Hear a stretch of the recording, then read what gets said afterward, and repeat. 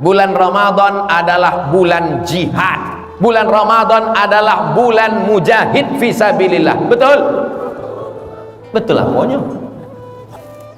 Nabi perang Badar hari Jumat tanggal 7 Baleh Ramadan tahun kedua Hijrah.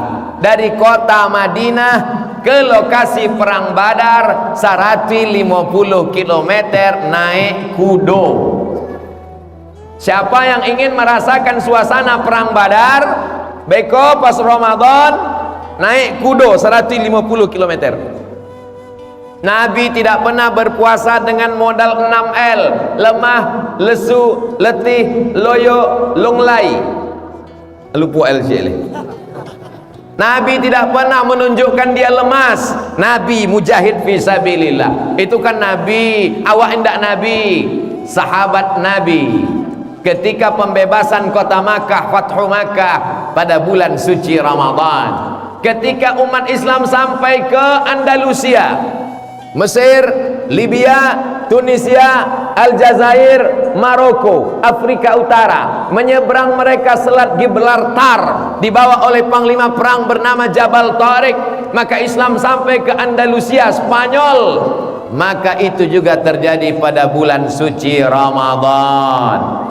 Ketika Mesir berperang dengan Israel, Mesir menang, maka diabadikan satu kota di Mesir, nama kotanya Sittah Oktober, 6 Oktober, bertepatan dengan Ashir min Ramadan, maka nama kota itu kota 10 Ramadan. Kenapa? Karena pada tanggal 10 Ramadan Islam di Mesir menang melawan tentara Israel. Bagaimana dengan sejarah Negara Kesatuan Republik Indonesia? Pada bulan suci Ramadan tanggal 17 Agustus 1945 itu jatuh pada bulan suci Ramadan. Jadi kalau mau melaksanakan peringatan kemerdekaan Republik Indonesia, merasakan bagaimana rasanya Bung Karno dan Bung Hatta, kira-kira kita laksanakan 17 Agustus atau Ramadan? Kalau mau merasakannya Ramadan. Tapi ambo tetap lebih setuju dilaksanakan 17 Agustus. Sebab kalau awak buat peringatan proklamasi di bulan Ramadan, awak manjat pinang. Bapak Ibu yang dimuliakan Allah Subhanahu wa taala, yang mengangkat bendera sedang puasa, yang berjihad fisabilillah sedang puasa. Orang-orang berpuasa tak takut mati, teriakannya keras. Ketika berteriak Bung Tomo, ketika berteriak Panglima Besar Jenderal Sudirman, mereka saat itu sedang berpuasa. Allahu Akbar, serbu Belanda. Lari Belanda pontang-panting balik ke Amsterdam, Leiden, Belanda. Tinggal ke Tampe Ewa, terong Belanda. Bapak Ibu yang dimuliakan Allah Subhanahu wa taala. Jadi semangat Ramadan adalah semangat bulan jihad. Semangat Ramadan adalah semangat pertempuran, bukan semangat tidur siang. Ini sekarang banyak orang kalau di bulan Ramadan menghilangkan etos kerja. Ada presiden dari Tunisia, namanya Habib Bourguiba. Siaran live siang Ramadan diambilnya air minum. Wahai penduduk Tunisia, karena bulan Ramadan mengurangi produktivitas, karyawan-karyawan, pegawai-pegawai kantor tidak kerja, produksi pabrik turun, mari kita minum dan makan bersama-sama. Akhirnya Presiden Habib Bourguiba digulingkan oleh Ali Zainal Abidin dalam kudeta tak berdarah. Apa maknanya? Ada orang yang menyalahkan bulan puasa karena yang salah adalah umat Islam, bukan ajaran Islam. Kenapa kita mesti berpuasa?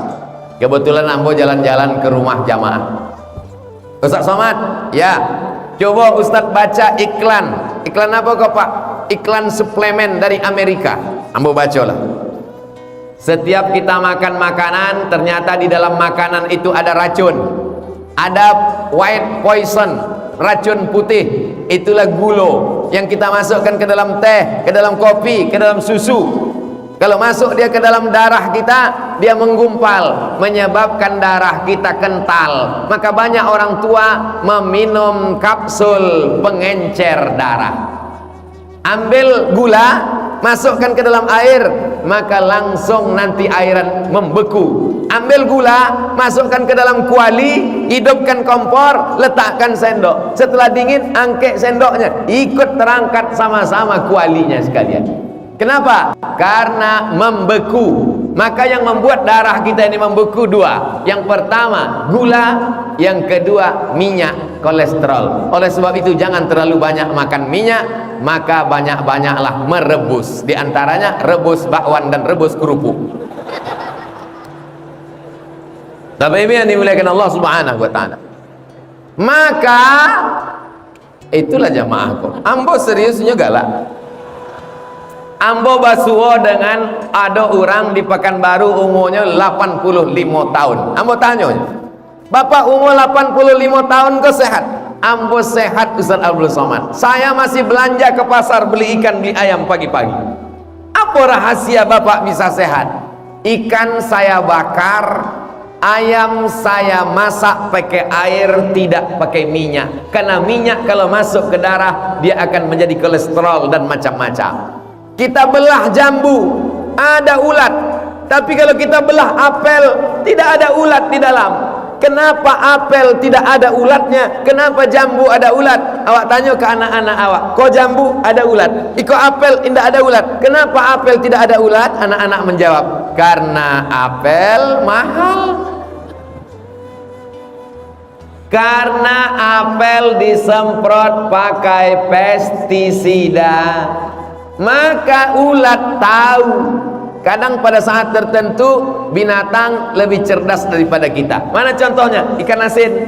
Ikan asin di pasar, tidak ada lalat yang mengerumuni ikan asin. Kalau awak belanja ke pasar, ikan asinnya tidak dikerumuni lalat, jangan beli. Sebab apa? Sebab di ikan asin itu ada formalin. Lalat tahu, awak tidak tahu. Di saat tertentu kadang lalat lebih cerdas daripada kita. Kecek lalat, memanglah manusia kok tidak tahunya formalin. Formalin pengawet mayat. Maka banyak awak sudah menjadi mayat sebelum mati. Maka ketika formalin masuk ke badan, gula masuk ke badan, minyak masuk ke badan, pestisida masuk ke badan, menggumpal di dalam badan, menjadi racun. Itulah yang disebut oleh orang barat CANCER, cancer. Orang barat kalau ditanya apa penyakitnya, cancer. Orang awak susah menyebut cancer. Apanya? Kanker. Menggumpal di dalam daging, operasi, kemo dan lain sebagainya. Maka cara menghilangkannya, orang barat punya teori namanya terapi. Apa namanya? Fasting terapi. Ambo baca-baca, apalah nama kasihnya fasting itu? Rupanya fasting artinya tidak makan berat. Tidak makan gandum, tidak makan roti, tidak makan ikan, tidak makan nasi, tidak makan kacang-kacangan, hanya minum air dan buah saja. Maka mereka banyak vegetarian. Keceknya dalam 1 bulan paling tidak awak menerapkan fasting terapi kok 8 hari. Dalam setahun 30 hari. Maka ketika membaca tu membaca, langsung ambo berselawat, Allahumma salli ala Sayyidina Muhammad wa ala ali Sayyidina Muhammad. Sebab apa?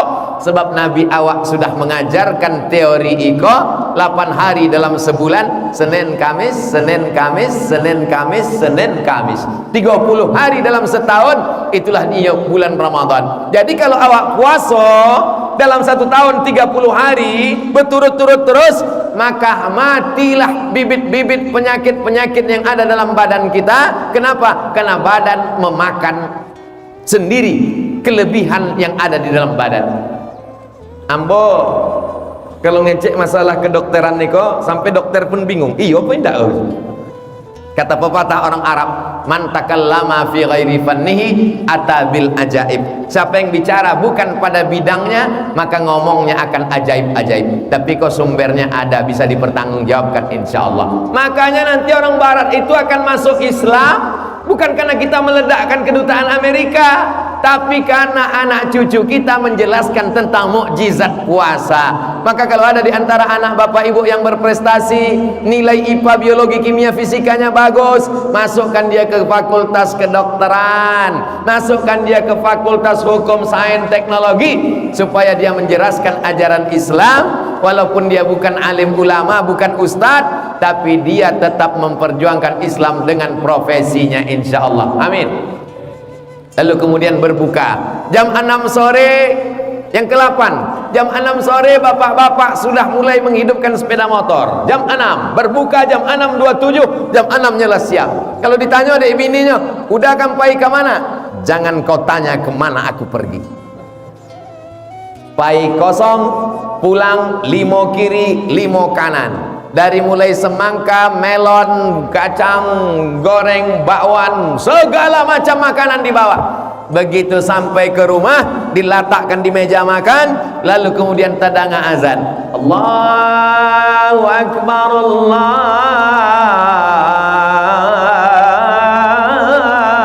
Akbar.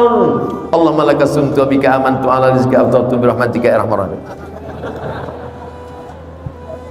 Anak pun datang memberitahu, papa, apa? Itu tadi azan Jakarta. Maka yakinkan di bulan puasa iko bahwa itu memang azan kota Padang. Sebab apa?